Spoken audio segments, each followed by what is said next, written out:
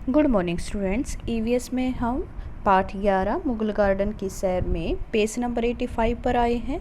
यहाँ पर देखिए, यहाँ तक हम कर चुके हैं। अब आगे रीड करना शुरू करती हूँ। फूल कब और कहाँ। सुरेश के पिताजी की गुड़गांव में फूलों की दुकान है। त्योहारों तथा शादी ब्याह के मौक़ों पर उनका काम बढ़ जाता है। इन दिनों लोग अधिक फूल खरीदते हैं, इसलिए सुरेश के पिताजी फूल खरीदने के लिए पास के खेत पर जाते हैं। वहाँ दूर दूर तक फूल ही फूल दिखाई देते हैं। सुरेश के पिताजी ने से पूछा, फूल खरीदने के लिए आप खेतों पर क्यों जाते हो? पिताजी ने बताया, वहाँ पर फूल अधिक मात्रा में और सस्ते मिलते हैं। सुरेश और उसकी माँ भी मालाएं और गुलदस्ते बनाने में मदद करते हैं। उसी के आधार पर अब कुछ क्वेश्चन किए गए हैं, कुछ प्रश्न पूछे गए हैं। चलिए एक बार इनको पढ़ते हैं, सोचो और लिखो। सुरेश के पिताजी फूल खरीदने के लिए खेतों पर क्यों जाते हैं? क्योंकि बताया गया है पीछे कि सुरेश के पिताजी की एक फूलों की दुकान है और इसलिए वो फूल खरीदने खेतों में जाते हैं। वहाँ पर उनको फूल सस्ते मिलते हैं। ये देखिए, इस तरह से आप इसका उत्तर लिख सकते हैं। सुरेश के पिताजी की फूलों की दुकान है, वे फूल खरीदने के लिए खेतों में जाते हैं। अगला है, क्या तुम अपने घर को फूलों से सजाते हो? यदि हाँ, तो कब कब?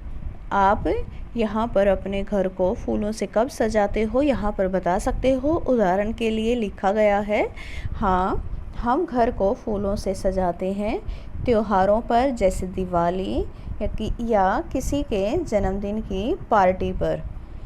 फिर आगे है, क्या तुम्हारे स्कूल में भी किसी अवसर पर फूलों से सजावट की जाती है? यदि हाँ, तो कब?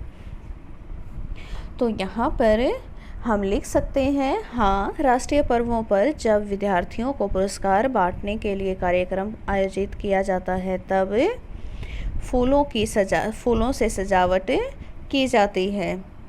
आगे है, ऐसे 5 फूलों के नाम लिखो जो प्राय बेचे जाते हैं। तो कौन कौन से फूल बेचे जाते हैं?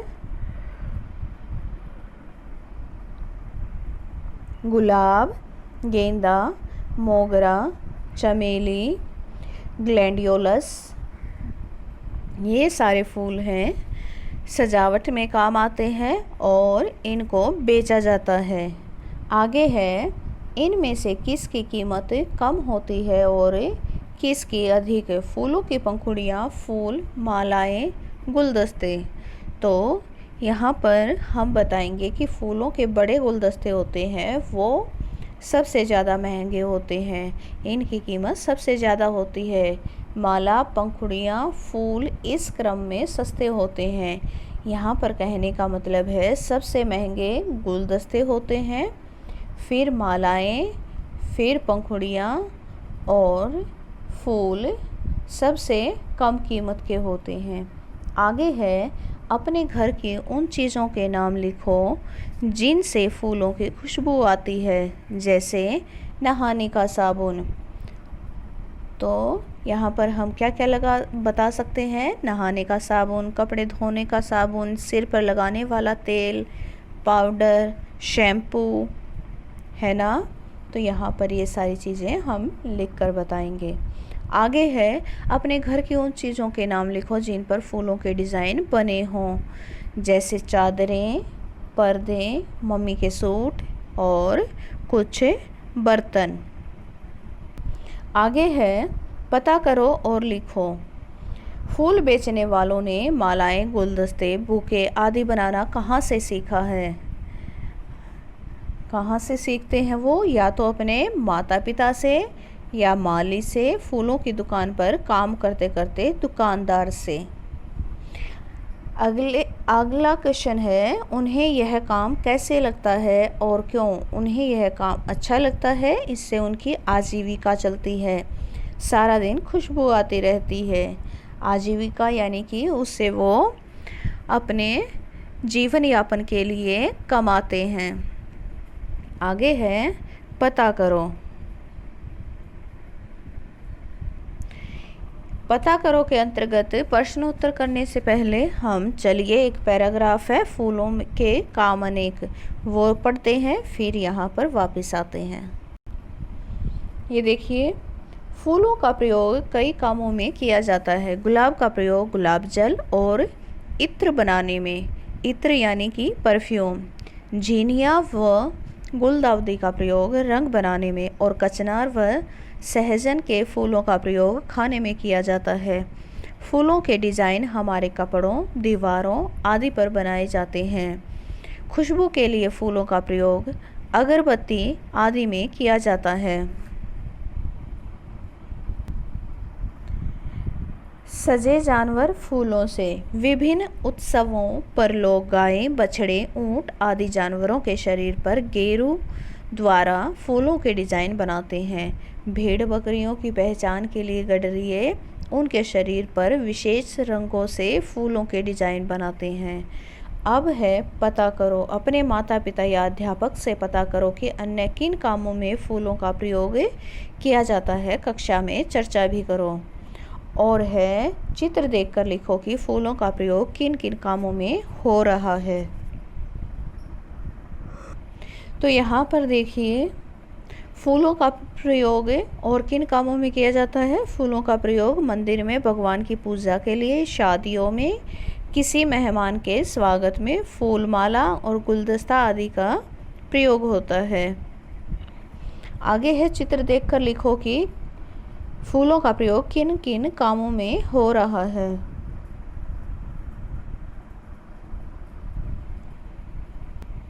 तो यहाँ पर हमें जो भी चित्र में दिखाई दे रहा है वही लिखना है। जैसे यहाँ पर आपको क्या दिखाई दिया, मालाएं, तो यहाँ पर माला बनाने में फूलों का प्रयोग हो रहा है। हम क्या लिखेंगे यहाँ पर, माला। आगे है, ये चित्र किस चीज़ का है, रंगोली का। Very good. तो यहाँ पर फूलों का प्रयोग किस में प्रयोग किया गया है, रंगोली बनाने में। आगे है, ये देखिए, फूलों से क्या बनाया गया है, गुलदस्ता। यहाँ पर हम गुलदस्ता लिखेंगे।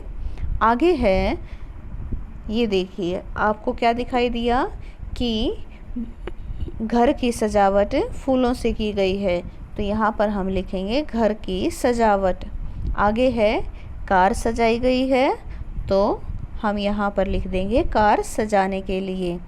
और ये देखिए, इसमें आपको क्या दिखाई दिया, इसमें दिखाई दे रहा है कि फूलों को भगवान पर चढ़ाया गया है, तो यहाँ पर हम लिख देंगे भगवान को चढ़ाने के लिए।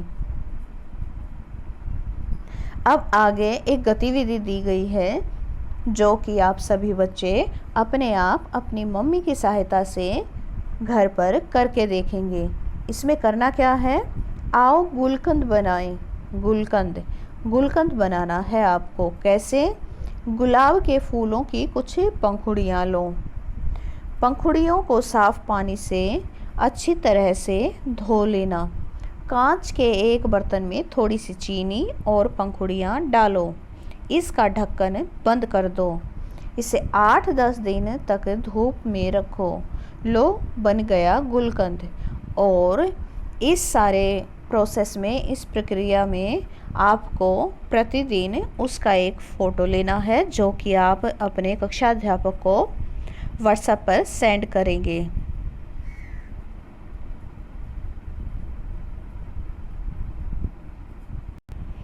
आगे है, किसी पौधे पर लगी कली व फूलों को देखो और निम्नलिखित आधार पर उनकी तुलना करो।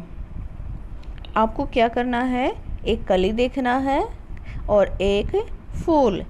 पहले उसका रंग बताना है। कली कैसी होती है मैंने आपको बताया था, हरी।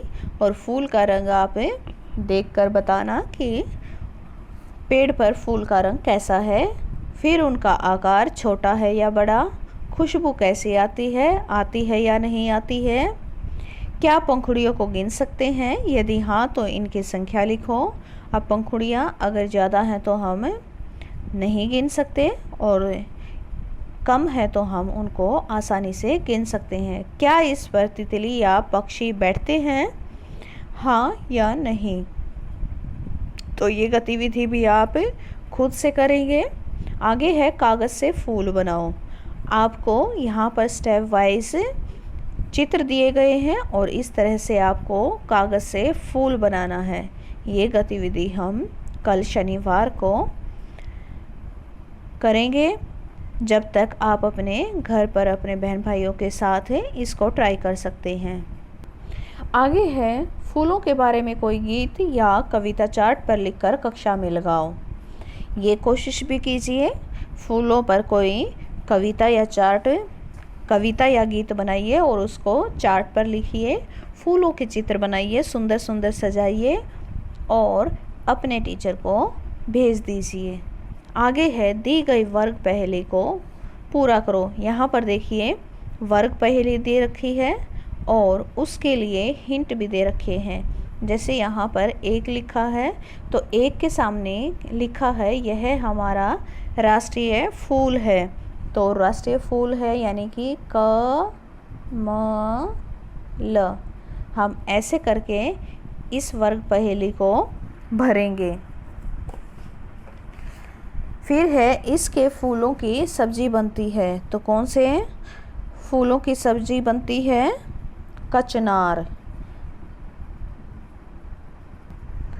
आगे है इसकी रंगीन पंखुड़ियों से इत्र बनाया जाता है। तो कौन सी है? ये यहाँ पर आएगी चमेली। आप यहाँ पर चमेली लिखेंगे 3 के सामने। आगे है 4 नंबर पर देखते हैं इसकी रंगीन पंखुड़ियों के बीच पतली धागे जैसी चीज़ बहुत लंबी होती है। तो कौन से फूल में होती है? गुड़हल में। 4 पर हम क्या लिखेंगे? गुड़हल। इसके फूलों से रंग बनाया जाता है। तो कौन से फूलों से रंग बनाया जाता है? इसमें देखिए 5 इस तरह से लिखेंगे गुलदाउदी। कौन से फूलों से रंग बनाया जाता है? गुलदाउदी से। आगे है इसका मुंह सूरज की तरफ रहता है। तो वो कौन सा फूल होता है? सूरजमुखी। ये देखिए इस तरह से आप इस वर्ग पहेली को पूरा कर सकते हैं। आज के लिए हम इतना ही करेंगे। फिर मिलते हैं एक अगली वीडियो में नए टॉपिक के साथ।